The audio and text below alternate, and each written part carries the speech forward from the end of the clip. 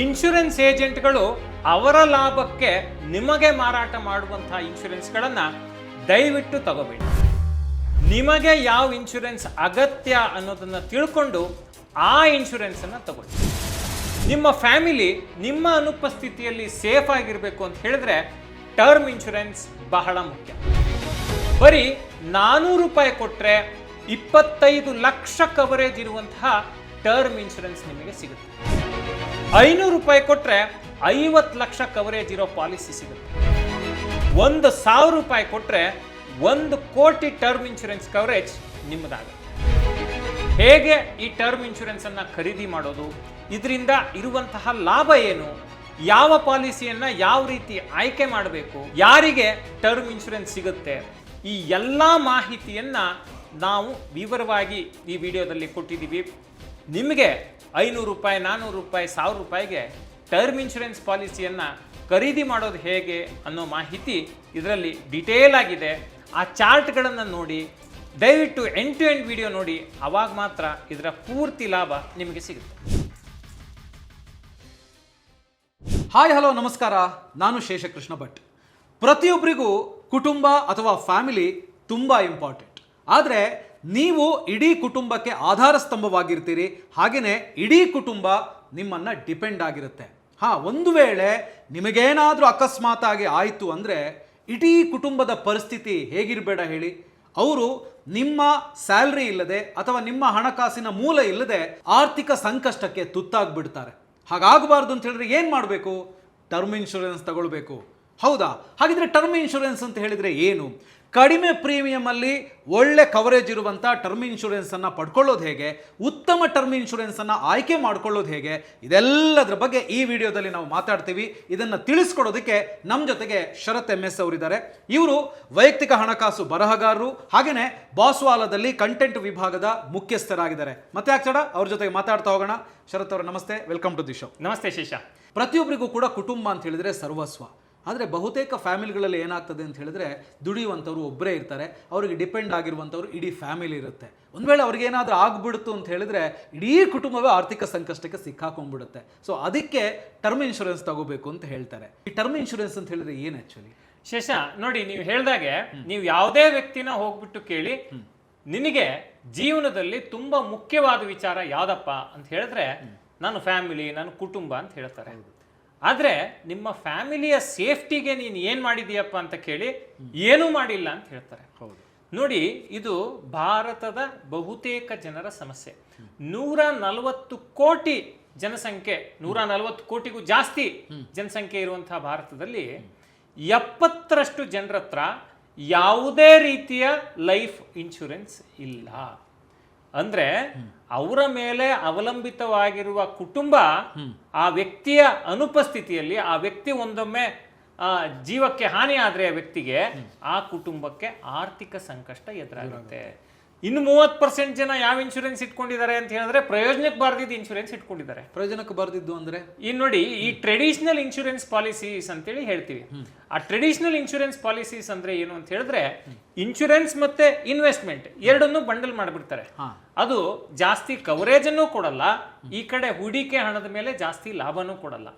ಈ ಎಂಡೋಮೆಂಟು, ಮನಿ ಬ್ಯಾಕು, ಈ ಯೂಲಿಪ್, ಈ ರೀತಿಯ ಇನ್ಶೂರೆನ್ಸ್ ಪಾಲಿಸಿಗಳೇನಿದಾವೆ ಇದರಿಂದ ಹೆಚ್ಚಿನ ಲಾಭ ಆಗಲ್ಲ. ಹೂಡಿಕೆ ಮಾಡಿದ ಹಣದ ಮೇಲೆ ನಿಮಗೆ ಇನ್ಫ್ಲೇಷನ್ ಅನ್ನು ಕೂಡ ಬೀಟ್ ಮಾಡ್ಲಿಕ್ಕೆ ಆಗಲ್ಲ. ಅಂದ್ರೆ ನೀವು ಹೂಡಿಕೆ ಮಾಡಿದ ಹಣದುಬ್ಬರ ಮೀರಿ ಬೆಳೆಯೋದು ಇಲ್ಲ. ನಿಮ್ಮ ಜೀವಕ್ಕೆ ಏನಾದ್ರೂ ತೊಂದರೆ ಆಯಿತು ಅಂತ ಹೇಳಿದ್ರೆ 5 ಲಕ್ಷ 10 ಲಕ್ಷ 15 ಲಕ್ಷ ಕವರೇಜ್ ಕೊಡ್ತಾರೆ. ಆದ್ರಿಂದ ನಿಮ್ಮ ಕುಟುಂಬ ಭವಿಷ್ಯದಲ್ಲಿ ಸುಗಮವಾಗಿ ಮುನ್ನಡೆಸ್ಕೊಂಡು ಅವರು ಜೀವನವನ್ನ ನಡೆಸಲಿಕ್ಕೆ ಸಾಧ್ಯ ಆಗೋದೇ ಇಲ್ಲ.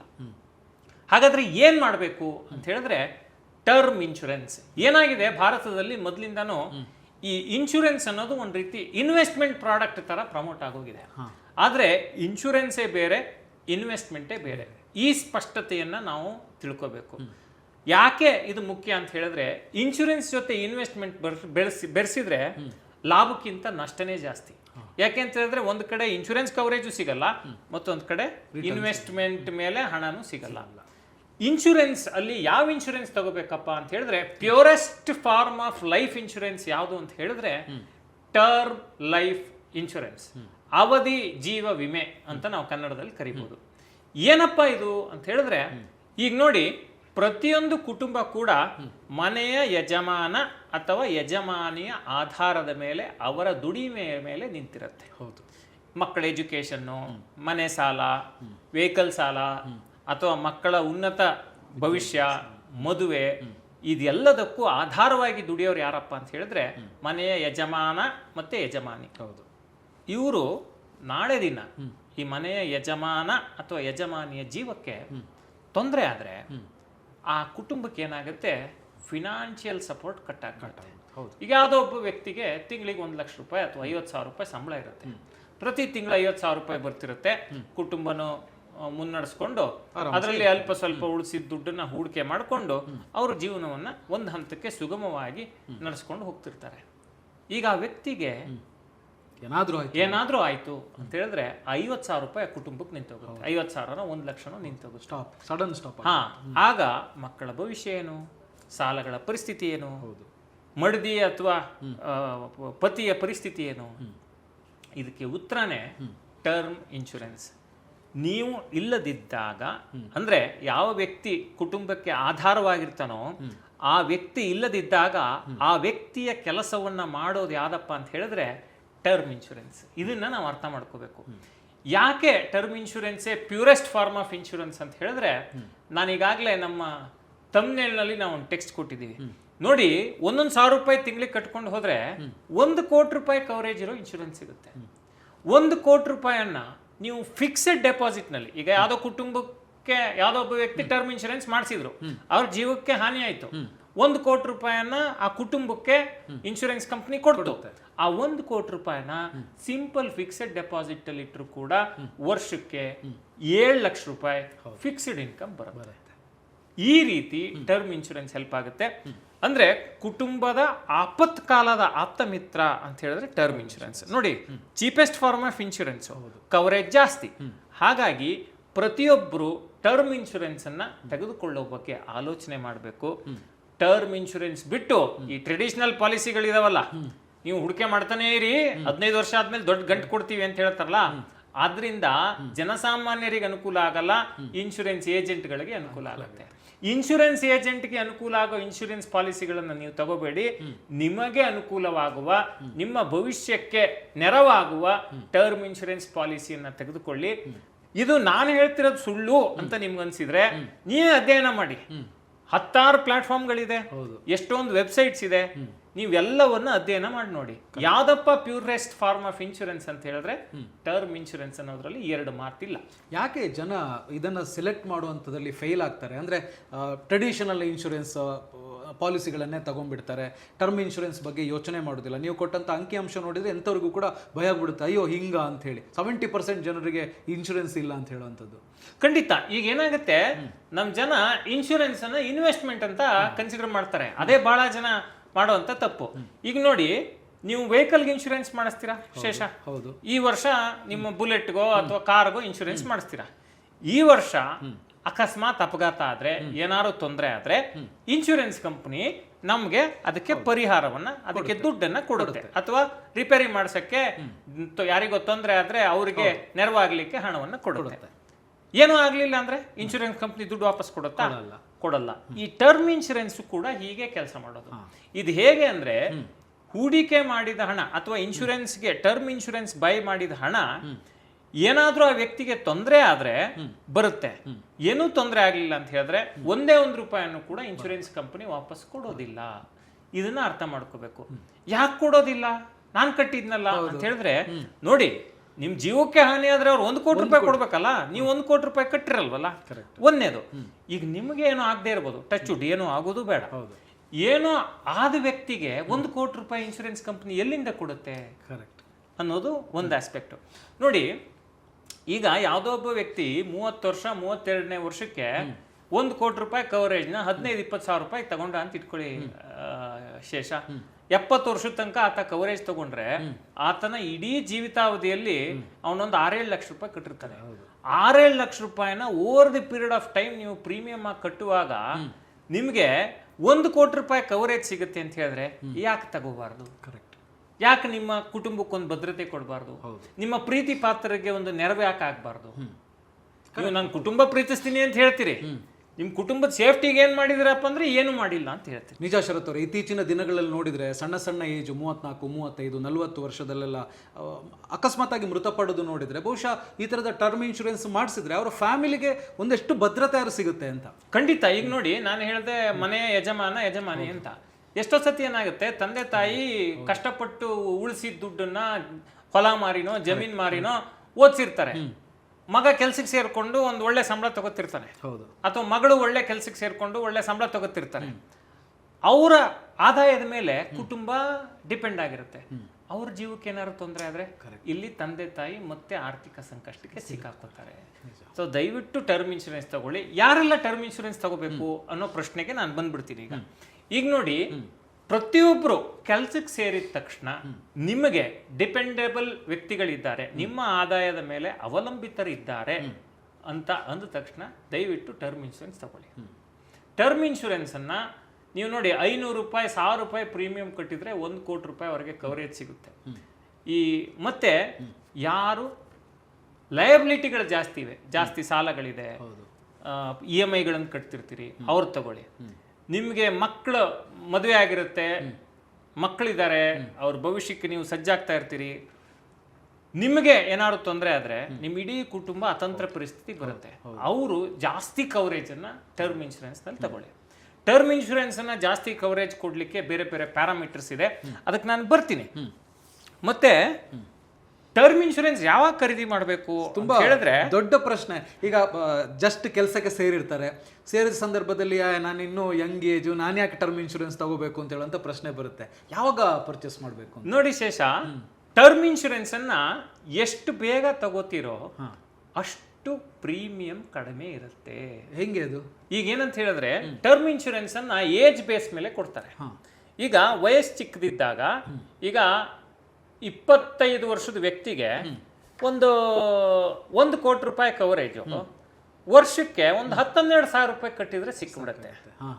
ಯಾಕೆ ಅಂತ ಹೇಳಿದ್ರೆ, ವಯಸ್ಸು ಚಿಕ್ಕದಿದ್ದಾಗ ಆತನಿಗೆ ರಿಸ್ಕ್ ಕಡಿಮೆ ಇರುತ್ತೆ ಅಂತ ಇನ್ಶೂರೆನ್ಸ್ ಕಂಪನಿ ಭಾವಿಸುತ್ತೆ. ಮತ್ತೆ ಆ ಪ್ರೀಮಿಯಂ ನಿಗದಿ ಆಗುತ್ತಲ್ಲ, ಅದು ನೀವು 30 ವರ್ಷ 40 ವರ್ಷಕ್ಕೆ ಏನು ಇನ್ಶೂರೆನ್ಸ್ ಪಾಲಿಸಿ ತಗೋತಿರಲ್ಲ, ಅಷ್ಟೂ ವರ್ಷಕ್ಕೆ ಒಂದೇ ಪ್ರೀಮಿಯಂ ಇರುತ್ತೆ. ಈಗ ಸಪೋಸ್ 1 ಕೋಟಿ ರೂಪಾಯಿ ಕವರೇಜ್ ನ ಒಬ್ಬ 25 ವರ್ಷದ ವ್ಯಕ್ತಿ ತಗೊಂಡ್ರು, ಅದಕ್ಕೆ ವರ್ಷಕ್ಕೆ ಪ್ರೀಮಿಯಂ 12,000 ರೂಪಾಯಿ ಅಥವಾ 13,000 ರೂಪಾಯಿ ಅಂತ ಇಟ್ಕೊಳ್ಳಿ. ಇನ್ನು 70 ವರ್ಷದ ತನಕ ತಗೊಂಡಿರ್ತಿರಲ್ಲ, ಪ್ರತಿ ವರ್ಷ 13,000 ರೂಪಾಯಿ ಕಟ್ಕೊಂಡು ಹೋದ್ರೆ ಆಯ್ತು. ಸೊ ಏಜ್ ಜಾಸ್ತಿ ಆಗಿದೆ ಅಂತ ಹೇಳಿ ಪ್ರೀಮಿಯಂ ಜಾಸ್ತಿ ಆಗಲ್ಲ. ನೋಡಿ, ಹೆಲ್ತ್ ಇನ್ಶೂರೆನ್ಸ್ ಅಲ್ಲಿ ಹಂಗಾಗಲ್ಲ. ಏಜ್ ಜಾಸ್ತಿ ಆದಂಗೆ ಕಾಯಿಲೆಗಳು ಜಾಸ್ತಿ ಆಗ್ತವೆ ಅಂತ ಪ್ರೀಮಿಯಂ ಜಾಸ್ತಿ ಮಾಡ್ತಾರೆ. ಹಾಗಾಗಿ ಟರ್ಮ್ ಇನ್ಶೂರೆನ್ಸ್ ಅನ್ನ ಹೆಂಗಾಗಿರುವಾಗ, ಆರೋಗ್ಯವಂತರಾಗಿರುವಾಗ ತೆಗೆದುಕೊಳ್ಳಿ. ಈ ಟರ್ಮ್ ಇನ್ಶೂರೆನ್ಸ್ ಅನ್ನ ಮತ್ತೆ ಸಿಕ್ಕಿದವ್ರಿಗೆಲ್ಲ ಕೊಡಲ್ಲ, ಸಿಕ್ಕಾಬಟ್ಟೆ ಪ್ಯಾರಾಮೀಟರ್ಸ್ ಇದೆ. ಆ ವಿಷಯಕ್ಕೂ ನಾನು ಬರ್ತೀನಿ. ಈಗ ಕವರೇಜ್ ವಿಚಾರಕ್ಕೆ ನಾವು ಬರೋಣ ಶೇಷ. ಈಗ ನೋಡಿ, ನಿಮ್ಮ ವಾರ್ಷಿಕ ಆದಾಯದ 15ರಿಂದ 20 ಪಟ್ಟು ಕವರೇಜ್ ಅನ್ನು ತೆಗೆದುಕೊಳ್ಬೇಕು.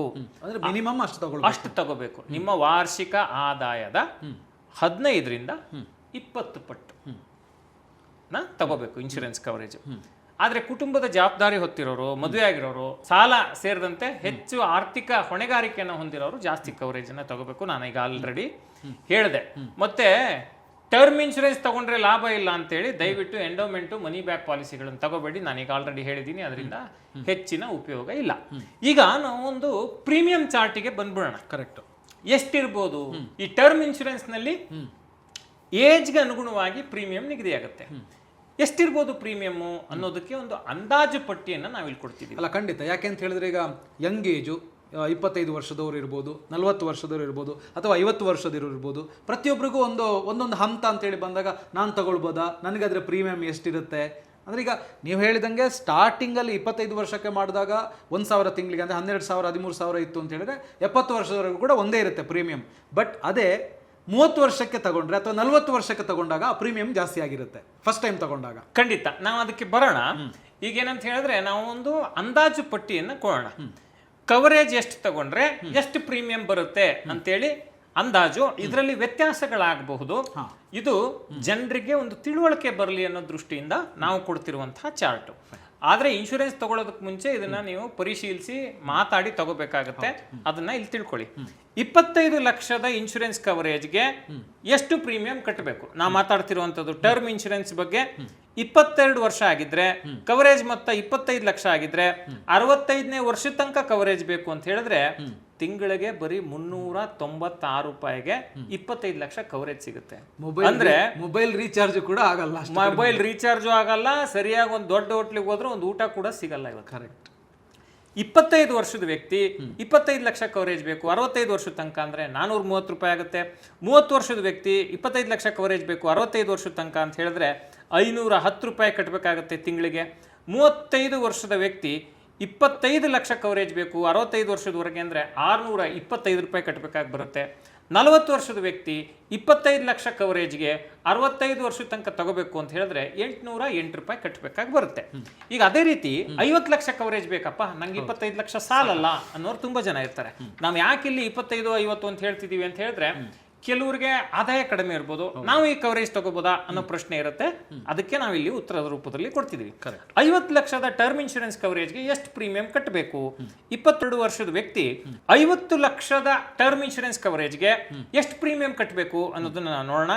ಈಗ ವಯಸ್ಸು 22 ವರ್ಷ, 50 ಲಕ್ಷ ರೂಪಾಯಿ ಕವರೇಜ್ ಬೇಕು, 65ನೇ ವರ್ಷದ ತನಕ ಬೇಕು. ಸ್ಕ್ರೀನ್ ಮೇಲೆ ನೋಡ್ಬೋದು. ಅದಕ್ಕೆ 498 ರೂಪಾಯಿಗೆ 50 ಲಕ್ಷ ಕವರೇಜ್ ಸಿಗುತ್ತೆ. 22 ವರ್ಷದ ವ್ಯಕ್ತಿಗೆ ತಿಂಗಳಿಗೆ 498 ರೂಪಾಯಿ, 500 ರೂಪಾಯಿಗೆ. 25 ವರ್ಷದ ವ್ಯಕ್ತಿ 50 ಲಕ್ಷ ಕವರೇಜ್ ತಗೋಬೇಕು ಅಂದ್ರೆ 507 ರೂಪಾಯಿ ಆಗುತ್ತೆ.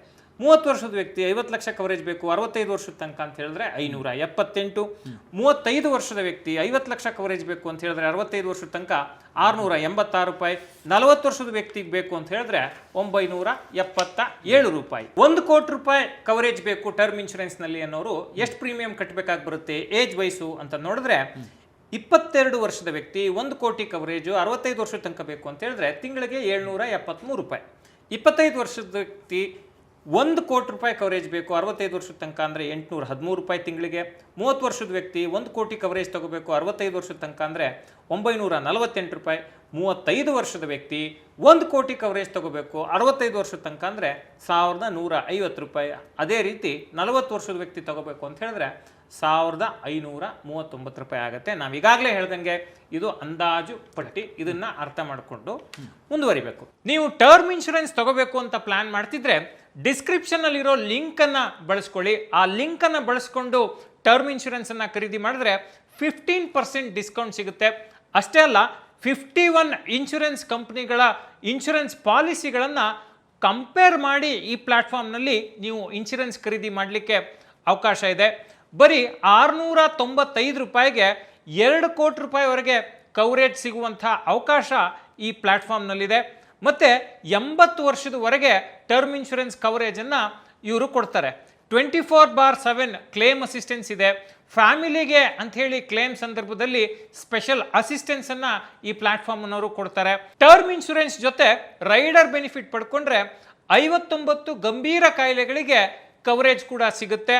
ಅಷ್ಟೇ ಅಲ್ಲ, ಸೆಕ್ಷನ್ 80C ಅಡಿಯಲ್ಲಿ, ಇನ್ಕಮ್ ಟ್ಯಾಕ್ಸ್ನ ಸೆಕ್ಷನ್ 80C ಅಡಿಯಲ್ಲಿ ನೀವು ಟರ್ಮ್ ಇನ್ಶೂರೆನ್ಸನ್ನು ತೆಗೆದುಕೊಂಡ್ರೆ ಇನ್ಕಮ್ ಟ್ಯಾಕ್ಸ್ ಬೆನಿಫಿಟ್ ಕೂಡ ಸಿಗುತ್ತೆ. ಇನ್ಯಾಕ್ ತಡ, ಡಿಸ್ಕ್ರಿಪ್ಷನ್ನಲ್ಲಿರೋ ಲಿಂಕನ್ನು ಬಳಸ್ಕೊಂಡು ಟರ್ಮ್ ಇನ್ಶೂರೆನ್ಸನ್ನು ಈಗಲೇ ಖರೀದಿ ಮಾಡಿ.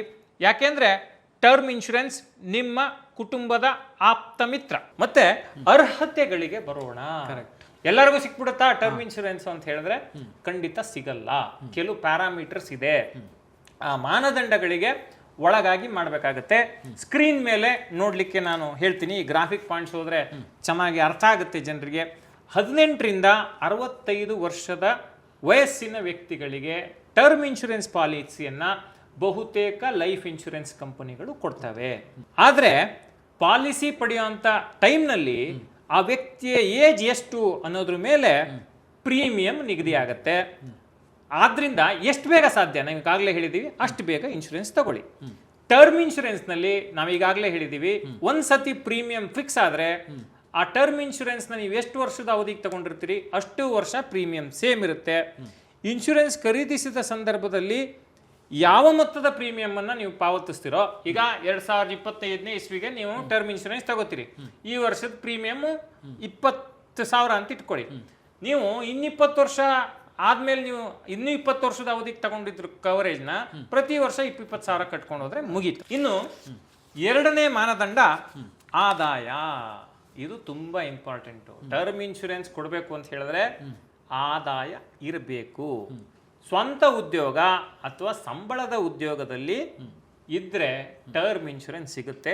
ಇಂತಿಷ್ಟು ಗಳಿಕೆ ಇರಲೇಬೇಕು ಅಂತ ಇಲ್ಲ, ಆದ್ರೆ ನಿಮ್ಮ ಗಳಿಕೆಗೆ ತಕ್ಕಂತೆ ಕವರೇಜ್ ಅನ್ನ ಕೊಡ್ತಾರೆ. ನೀವು ಕಡಿಮೆ ಗಳಿಸ್ತೀನಿ, ನಂಗೆ 1 ಕೋಟಿ ರೂಪಾಯಿ ಕವರೇಜ್ ಕೊಡಿ ಅಂದ್ರೆ ಅವ್ರು ಕೊಡೋದಿಲ್ಲ. ಸಾಮಾನ್ಯವಾಗಿ ವ್ಯಕ್ತಿಯ ಆದಾಯದ 10 ರಿಂದ 15 ಪಟ್ಟು ಇನ್ಶೂರೆನ್ಸ್ ಕವರೇಜ್ ಸಿಗುತ್ತೆ.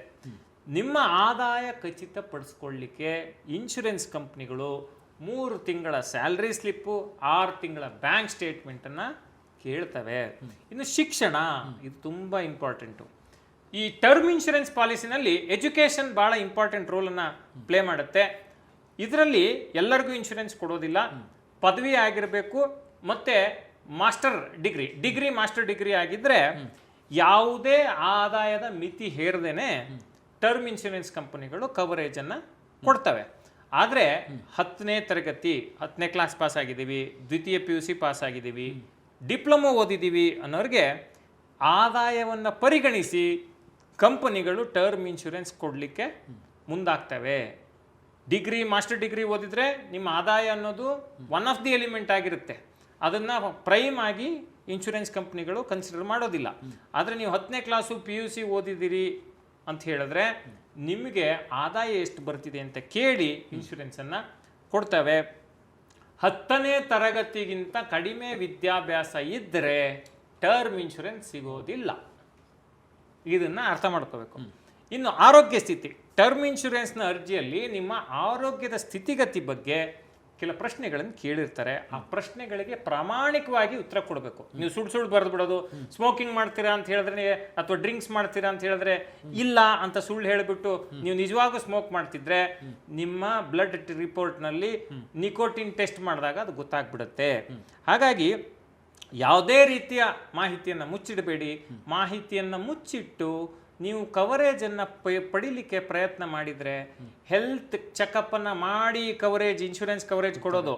ಹೆಲ್ತ್ ಚೆಕಪ್ ಮಾಡುವಾಗ ನೀವು ಸುಳ್ಳು ಹೇಳಿದಿರಿ ಅನ್ನೋದು ಕಂಡು ಬಂದರೆ ನಿಮಗೆ ಟರ್ಮ್ ಇನ್ಶೂರೆನ್ಸನ್ನು ಇನ್ಶೂರೆನ್ಸ್ ಕಂಪ್ನಿಗಳು ಕೊಡೋದಿಲ್ಲ. ಹಾಗಾಗಿ ದಯವಿಟ್ಟು ಅರ್ಜಿಯಲ್ಲಿ ಸುಳ್ಳು ಮಾಹಿತಿ ಕೊಡೋಕೆ ಹೋಗಬೇಡಿ. ಕ್ಲೀನಾಗಿ ಮಾಹಿತಿ ಕೊಟ್ಟರೆ ಯಾವುದೇ ಸಮಸ್ಯೆ ಇಲ್ದಂಗೆ ಕವರೇಜ್ ಸಿಗುತ್ತೆ. ಮತ್ತೆ ನಿಮ್ಗೆ ಅರ್ಹತೆಗಳಿದ್ರೆ ಸಿಗುತ್ತೆ. ನೋಡಿ, ಇನ್ನು ಉದ್ಯೋಗ ಮತ್ತೆ ಹವ್ಯಾಸ. ಕೆಲವು ಉದ್ಯೋಗಗಳಲ್ಲಿ ಇರೋರಿಗೆ ಇನ್ಶೂರೆನ್ಸ್ ಕಂಪ್ನಿ ಕವರೇಜ್ ಅನ್ನ ಕೊಡಲ್ಲ. ಬಹುತೇಕ ಉದ್ಯೋಗಗಳು ಕೊಡುತ್ತದೆ, ಕೆಲವು ಕೊಡೋದಿಲ್ಲ. ಈಗ for example skydiving, bungee jump, ಈ ರೀತಿಯ ಅಪಾಯಕಾರಿ ಹವ್ಯಾಸಿ ಕ್ರೀಡೆಗಳಲ್ಲಿ ಪಾಲ್ಗೊಳ್ತಿದ್ರೆ ಅಥವಾ ಹೆಚ್ಚು ರಿಸ್ಕ್ ಇರುವಂತಹ, ಜೀವಕ್ಕೆ ರಿಸ್ಕ್ ಇರುವಂತಹ ಉದ್ಯೋಗಗಳಲ್ಲಿ ಕೆಲಸ ಮಾಡ್ತಿದ್ರೆ ಟರ್ಮ್ ಇನ್ಶೂರೆನ್ಸ್ ಕಂಪನಿಗಳು ಇನ್ಶೂರೆನ್ಸ್ ಕವರೇಜನ್ನು ಕೊಡೋದಿಲ್ಲ. ಟರ್ಮ್ ಇನ್ಶೂರೆನ್ಸ್ ತಗೊಳ್ಳಿಕ್ಕೆ ಯಾವ್ಯಾವ ದಾಖಲೆ ಬೇಕು ಅಂತ ಹೇಳಿದ್ರೆ ಪ್ಯಾನ್ ಕಾರ್ಡ್ ಬೇಕು, ಆಧಾರ್ ಕಾರ್ಡ್ ಬೇಕು, ಅಥವಾ ಮತದಾರನ ಗುರುತಿನ ಚೀಟಿ ಆಗ್ಬೋದು, ಡ್ರೈವಿಂಗ್ ಲೈಸೆನ್ಸ್ ಆಗ್ಬೋದು, 3 ತಿಂಗಳ ಸ್ಯಾಲ್ರಿ ಸ್ಲಿಪ್, 6 ತಿಂಗಳ ಬ್ಯಾಂಕ್ ಸ್ಟೇಟ್ಮೆಂಟ್, ಕೋವಿಡ್ ಲಸಿಕೆ ಪ್ರಮಾಣ ಪತ್ರ, ಇತರೆ ಲೈಫ್ ಇನ್ಶೂರೆನ್ಸ್ ಪಾಲಿಸಿಗಳಿದ್ದರೆ ಅವುಗಳ ಮಾಹಿತಿ. ಅಂದರೆ ಈ ಕೆಲವರು ಒಂದು ಟರ್ಮ್ ಇನ್ಶೂರೆನ್ಸ್ ತಗೊಂಡಿರ್ತಾರೆ, ಇನ್ನೊಂದು ತಗೋಬೇಕು ಅಂತ ಹೇಳ್ತಾರೆ. ಅದರ ಮಾಹಿತಿಯನ್ನು ಒದಗಿಸ್ಬೇಕು. ಎಲ್ಲಿ ತಗೋಬೋದು ಅಂತ ಹೇಳಿದ್ರೆ ಆನ್ಲೈನ್ನಲ್ಲಿ ತೆಗೆದುಕೊಳ್ಳಿಕ್ಕೆ ಸಾಕಷ್ಟು ಆಪ್ಷನ್ಗಳಿದ್ದಾವೆ. ಹೋಗ್ಬಿಟ್ಟು ಡೈರೆಕ್ಟಾಗಿ ಕಂಪ್ನಿ ವೆಬ್ಸೈಟ್ಗಳಲ್ಲಿ ತಗೋಬೋದು. ಬೇರೆ ಬೇರೆ ಆನ್ಲೈನ್ ಪ್ಲ್ಯಾಟ್ಫಾರ್ಮ್ಸ್ ಇದೆ.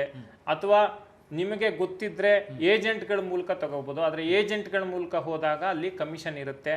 ಅದನ್ನು ಅರ್ಥ ಮಾಡ್ಕೋಬೇಕು ಅನ್ನೋದು ತುಂಬ ಮುಖ್ಯವಾದ ಅಂಶಗಳು ಶೇಷ. ಸೊ ಈಗ ಟರ್ಮ್ ಇನ್ಶೂರೆನ್ಸ್ ಬಗ್ಗೆ ಒಂದು ಹಂತದ ಮಾಹಿತಿ ಎಲ್ಲವೂ ಕೂಡ ಗೊತ್ತಾಯಿತು. ಅಂದರೆ ಯಾರು ತಗೊಳ್ಬೋದು, ಯಾರಿಗೆ ಸಿಗೋದಿಲ್ಲ, ತಗೊಳ್ಳಿಕ್ಕೆ ಬೇಕಾದಂಥ ಅರ್ಹತೆ ಏನು, ಮಾನದಂಡ ಏನು ಓದಿರಬೇಕು, ಪ್ರೀಮಿಯಂ ಎಷ್ಟು ಬರ್ಬೋದು, ಕಂಪ್ಲೀಟ್ ಆಗಿ ಪ್ರಾಕ್ಟಿಕಲ್ ಆಗಿ ಕ್ಯಾಲ್ಕುಲೇಟ್ ಮಾಡಿ ತೋರಿಸಿದ್ರಿ. ಯಾವ ಕಂಪನಿಯ ಟರ್ಮ್ ಇನ್ಶೂರೆನ್ಸ್ ಬೆಸ್ಟ್ ಅಂತ ಹೇಳುವಂಥದ್ದನ್ನು ಹೇಗೆ ನಾನು ಸೆಲೆಕ್ಟ್ ಮಾಡೋದು ಅಂತ? ನೋಡಿ, ಯಾವ ಕಂಪನಿಯ ಇನ್ಶೂರೆನ್ಸ್ ತಗೋಬೇಕು ಅನ್ನೋದು ತುಂಬಾ ಜನರ ಪ್ರಶ್ನೆ. ಆದ್ರೆ ಏನಪ್ಪಾ ಇದಕ್ಕೆ ಮಾನದಂಡ ಅಂತ ಹೇಳಿದ್ರೆ insurance regulatory and development authority IRDAI ಅಂತಿರುತ್ತೆ. ಪ್ರತಿ ವರ್ಷ ಕ್ಲೇಮ್ ರೇಷಿಯೋ, ಎಷ್ಟು ಜನ ಕ್ಲೇಮ್ಗೆ ಸಲ್ಲಿಸಿದಾಗ ಇನ್ಶೂರೆನ್ಸ್ ಕಂಪನಿ ಎಷ್ಟು ಜನರಿಗೆ ಕ್ಲೇಮ್ ಅನ್ನ ಪುರಸ್ಕರಿಸಿದೆ ಅನ್ನೋದನ್ನ ಆಧಾರವಾಗಿ ಇಟ್ಕೊಂಡು ಆ ಕ್ಲೇಮ್ ರೇಷಿಯೋ ಡೇಟಾ ಬರುತ್ತೆ, ಅದನ್ನ ಗಮನಿಸಿ.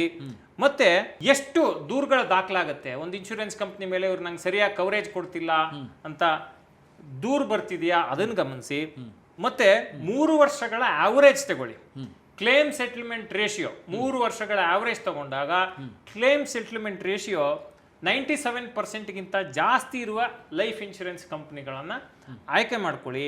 IRDAI ವೆಬ್ಸೈಟ್ನಲ್ಲಿ ಪ್ರತಿ ವರ್ಷ ಈ ಡೇಟಾ ರಿಲೀಸ್ ಆಗುತ್ತೆ, ಅದನ್ನು ನೋಡ್ಕೊಳ್ಳಿ. ಈ ಟರ್ಮ್ ಇನ್ಶೂರೆನ್ಸ್ ಅಲ್ಲಿ ರೈಡರ್ ಅಂದ್ರೆ ಏನು? ಈಗ ನೋಡಿ, ಟರ್ಮ್ ಇನ್ಶೂರೆನ್ಸ್ ತಗೊಳ್ಳೋದು ಏನಕ್ಕೆ? ವ್ಯಕ್ತಿಯ ಜೀವಕ್ಕೆ ಹಾನಿ ಅಂದ್ರೆ ಇನ್ಶೂರೆನ್ಸ್ ಕಂಪನಿ ದುಡ್ಡನ್ನು ಕೊಡುತ್ತೆ ಆ ಕುಟುಂಬಕ್ಕೆ, ಅದು ನೆರವಾಗುತ್ತೆ ಅಂತ ಹೇಳಿ. ಈಗ ನೋಡಿ, ಕೆಲವರು ವಾಹನ ಅಪಘಾತದಲ್ಲಿ ಸಾವನ್ನಪ್ಪೋದು, ಅದಕ್ಕೆ ಆಕ್ಸಿಡೆಂಟಲ್ ಡೆತ್ ಬೆನಿಫಿಟ್ ರೈಡರ್ ಅಂತ ಇರುತ್ತೆ. ಟರ್ಮ್ ಇನ್ಶೂರೆನ್ಸ್ ಜೊತೆಗೆ ಅಡಿಷನಲ್ ಕವರೇಜ್ ಅನ್ನು ತಗೊಂಡ್ರೆ ಹೆಚ್ಚು ಹಣ ಆ ಕುಟುಂಬಕ್ಕೆ ತೊಂದರೆ ಆದಂತ ಸಂದರ್ಭದಲ್ಲಿ ಸಿಗುತ್ತೆ. ಕ್ರಿಟಿಕಲ್ ಇಲ್ನೆಸ್ ರೈಡರ್ ಅಂತಿದೆ.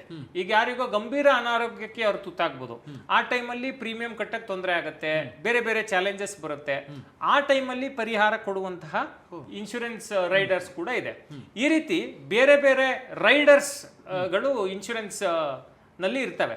ಆ ರೈಡರ್ಸ್ ಅನ್ನ ಯಾವ್ದು ಅಗತ್ಯ, ಅವರ ಆರ್ಥಿಕ ಪರಿಸ್ಥಿತಿ ಹೆಂಗಿದೆ ಅಂತ ನೋಡ್ಕೊಂಡು ಅವ್ರಿಗೆ ಬೇಕು ಅನ್ಸಿದ್ರೆ ಪರಿಗಣಿಸೋದು ಒಳ್ಳೇದು.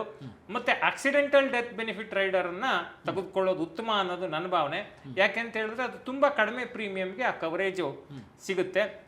ಆಕ್ಸಿಡೆಂಟಲ್ ಡೆತ್ ಬೆನಿಫಿಟ್ ರೈಡರ್ ಅನ್ನ ನಾವು ಕನ್ಸಿಡರ್ ಮಾಡ್ಬೋದು. ರೈಡರ್ ಅಂದ್ರೆ ಏನಿಲ್ಲ, ಹೆಚ್ಚುವರಿ ವಿಮಾ ಕವರೇಜ್. ಈಗ ನಾವು ಆಡ್ ಆನ್ಸ್ ಅಂತೀವಲ್ಲ, ಈಗ ಕಾರ್ ತಗೊಳ್ಳುವಾಗ steering wheel, cover, seat cover, ಈ ರೀತಿ ಹೇಳ್ತೀವಲ್ಲ, ಆ ರೀತಿ ಅಡಿಷನಲ್ ಕವರೇಜ್ ಅನ್ನ ಇಲ್ಲಿ ಇನ್ಶೂರೆನ್ಸ್ ಕಂಪನಿಗಳು ಕೊಡೋದಕ್ಕೆ ರೈಡರ್ಸ್ ಅಂತೇಳಿ ಕರೀತಾರೆ. ಶೇಷ, ಫೈನಲಿ ಒಂದೇ ಒಂದು ಪ್ರಶ್ನೆ ಏನು ಅಂತ ಹೇಳಿದ್ರೆ, ಬಹುತೇಕರಿಗೆ ಆ ಪ್ರಶ್ನೆ ಬರ್ಬೋದು, ನಾನು ಲೈಫ್ ಇನ್ಶೂರೆನ್ಸ್ ಮಾಡಿಸಿದ್ದೀನಿ, ನನ್ನ ಹತ್ರ ಹೆಲ್ತ್ ಇನ್ಶೂರೆನ್ಸ್ ಇದೆ, ಆದ್ರೂ ನಾನು ಟರ್ಮ್ ಇನ್ಶೂರೆನ್ಸ್ ಮಾಡಬೇಕಾ ಅಂತ ಏನ್ ಹೇಳ್ತೀರಾ ಅಂತ. ನೋಡಿ, ಲೈಫ್ ಇನ್ಶೂರೆನ್ಸ್ ಮಾಡಿಸಿದ್ದೀನಿ ಅಂತ ಯಾರು ಹೇಳಿದ್ರೆ, ಯಾವ್ದಪ್ಪ purest form of life insurance ಅಂದ್ರೆ ಅದು ಟರ್ಮ್ ಇನ್ಶೂರೆನ್ಸ್ ಮಾತ್ರ. ಒಂದೊಮ್ಮೆ ನಿಮಗೆ ಟರ್ಮ್ ಇನ್ಶೂರೆನ್ಸ್ ಸಿಗದೇ ಇದ್ರೆ ಅವಾಗ ಮಾತ್ರ ಬೇರೆ ರೀತಿಯ ಲೈಫ್ ಇನ್ಶೂರೆನ್ಸ್ ಪಾಲಿಸಿಗಳ ಕಡೆ ಗಮನವನ್ನ ಕೊಡಿ. ನಿಮ್ಗೆ ಲೈಫ್ ಇನ್ಶೂರೆನ್ಸ್ ನಲ್ಲಿ ಟರ್ಮ್ ಇನ್ಶೂರೆನ್ಸ್ ಸಿಗ್ಲಿಲ್ಲ ಅಂದ್ರೆ ಮಾತ್ರ ಬೇರೆ ಆಪ್ಷನ್ಗೆ ಹೋಗಿ, ಇಲ್ಲ ಅಂದ್ರೆ ದಯವಿಟ್ಟು ಹೋಗ್ಬೇಡಿ. ಯಾಕೆಂದ್ರೆ ಇದರಲ್ಲಿ ಕಡಿಮೆ ದುಡ್ಡಿಗೆ ಜಾಸ್ತಿ ಕವರೇಜ್ ಸಿಗುತ್ತೆ. ಸಂಕಷ್ಟ ಕಾಲದಲ್ಲಿ ನಿಜವಾಗ್ಲೂ ನಿಮ್ಮ ಕುಟುಂಬಕ್ಕೆ ಹೆಲ್ಪ್ ಆಗುತ್ತೆ. ಏಜೆಂಟ್ಗೆ ಅನುಕೂಲ ಮಾಡಿಕೊಡೋಕ್ಕೆ ನೀವು ಇನ್ಶೂರೆನ್ಸ್ ಖರೀದಿ ಮಾಡಬೇಡಿ. ನಿಮ್ಮ ಕುಟುಂಬಕ್ಕೆ ನೆರವಾಗಕ್ಕೆ ದಯವಿಟ್ಟು ಇನ್ಶೂರೆನ್ಸ್ ಅನ್ನ, ಟರ್ಮ್ ಇನ್ಶೂರೆನ್ಸ್ ಅನ್ನ ಆಯ್ಕೆಯಾಗಿ ಪರಿಗಣಿಸಿ. ಇನ್ಯಾಕ್ ತಡ, ಡಿಸ್ಕ್ರಿಪ್ಷನ್ ನಲ್ಲಿರೋ ಲಿಂಕ್ ಅನ್ನ ಬಳಸ್ಕೊಂಡು ಟರ್ಮ್ ಇನ್ಶೂರೆನ್ಸ್ ಅನ್ನ ಈಗಲೇ ಖರೀದಿ ಮಾಡಿ. ಯಾಕೆಂದ್ರೆ ಟರ್ಮ್ ಇನ್ಶೂರೆನ್ಸ್ ನಿಮ್ಮ ಕುಟುಂಬದ ಆಪ್ತ ಮಿತ್ರ. Fine, thank you very much Sharath ಅವರು. ಯಾಕೆಂದರೆ ಕುಟುಂಬ, ಫ್ಯಾಮಿಲಿ ಅಥವಾ ನಮ್ಮನ್ನು ನಂಬಿದವರು ಇದ್ದಾರೆ ಅಂತ ಹೇಳಿದಾಗ ನಾವು ಅವರನ್ನು ನಿಜವಾಗ್ಲೂ ಇಷ್ಟಪಡ್ತೀವಿ ಅಂತ ಹೇಳಿದರೆ, ಖಂಡಿತವಾಗ್ಲೂ ಅವರು ಆರ್ಥಿಕ ಸಂಕಷ್ಟಕ್ಕೆ ಸಿಕ್ಕಾಕೋಬಾರ್ದು ಅಂತ ಹೇಳಿದರೆ, ನಾವಿಲ್ಲದೇ ಇರುವಂಥ ಟೈಮಲ್ಲಿ ಟರ್ಮ್ ಇನ್ಶೂರೆನ್ಸನ್ನು ಮಾಡಿಸ್ಲೇಬೇಕು. ಅದರ ಇಂಪಾರ್ಟೆನ್ಸ್ ಮತ್ತು ಅನಿವಾರ್ಯತೆಯನ್ನು ತಿಳಿಸ್ಕೊಟ್ರಿ. Thank you very much. Thank you Vishesh. Yes, so ನೋಡಿದ್ರಲ್ಲ ಟರ್ಮ್ ಇನ್ಶೂರೆನ್ಸ್ನ ಪ್ರಾಮುಖ್ಯತೆ ಎಷ್ಟರ ಮಟ್ಟಿಗೆ ಇದೆ ಅಂತೇಳಿ, ಆಮೇಲೆ ಟರ್ಮ್ ಇನ್ಶೂರೆನ್ಸನ್ನು ಯಾವ ಥರ ಆಯ್ಕೆ ಮಾಡ್ಕೊಳ್ಬೇಕು ಅಂತ ಹೇಳುವಂಥದ್ದನ್ನು ಕೂಡ ಶರತ್ತರು ತಿಳಿಸ್ಕೊಟ್ರು. ನೀವು ಇನ್ನೂವರೆಗೂ ಕೂಡ ಟರ್ಮ್ ಇನ್ಶೂರೆನ್ಸ್ ಮಾಡಿಸಿಲ್ಲ ಅಂದರೆ ಆದಷ್ಟು ಬೇಗ ನಿಮ್ಮ ಫ್ಯಾಮಿಲಿಯ ಹಿತದೃಷ್ಟಿಯಿಂದ ಟರ್ಮ್ ಇನ್ಶೂರೆನ್ಸನ್ನು ಮಾಡಿಸಿ. ಯಾವ ಟರ್ಮ್ ಇನ್ಶೂರೆನ್ಸ್ ಮಾಡಿಸಿದಿರಿ ಅಂತೇಳಿ ಕಮೆಂಟ್ ಮಾಡಿ. Thank you. ಸೇವಿಂಗ್ಸು, ಇನ್ವೆಸ್ಟ್ಮೆಂಟು, ವೈಯಕ್ತಿಕ ಹಣಕಾಸಿನ ಬಗ್ಗೆ ಕಲ್ತ್ಕೋಬೇಕಾ? ಹಾಗೇನೆ ನೀವೇನಾದ್ರೂ ಬಿಸ್ನೆಸ್ ಸ್ಟಾರ್ಟ್ ಮಾಡಬೇಕು ಅಂತ ಹೇಳುವಂತ ಯೋಚನೆಯಲ್ಲಿದ್ದರೆ, ಬಿಸ್ನೆಸ್ ಸ್ಟಾರ್ಟ್ ಮಾಡೋದು ಹೇಗೆ, ಯಾವ ಬಿಸ್ನೆಸ್ ಮಾಡ್ಬೋದು ಅನ್ನೋದನ್ನ ತಿಳ್ಕೋಬೇಕಾ? ಹಾಗಿದ್ರೆ ಈಗಲೇ ಬಾಸ್ವಾಲಾ ಆಪ್ ಅನ್ನ ಡೌನ್ಲೋಡ್ ಮಾಡಿ. ಕೇವಲ 999 ರೂಪಾಯಿಗೆ 590ಕ್ಕೂ ಹೆಚ್ಚು ಕೋರ್ಸ್ಗಳನ್ನ ನೀವಿಲ್ಲಿ ನೋಡ್ಬೋದು. ವರ್ಷ ಇಡೀ ನೋಡ್ಬೋದು. ಮತ್ತ್ಯಾಕ್ ತಡ, ಡಿಸ್ಕ್ರಿಪ್ಷನ್ ನಲ್ಲಿ ಲಿಂಕ್ ಹಾಕಿರ್ತೀನಿ. ಈಗಲೇ ಬಾಸ್ವಾಲಾ ಆಪ್ ಅನ್ನ ಡೌನ್ಲೋಡ್ ಮಾಡಿ. Thank you. Bosswala, be the boss.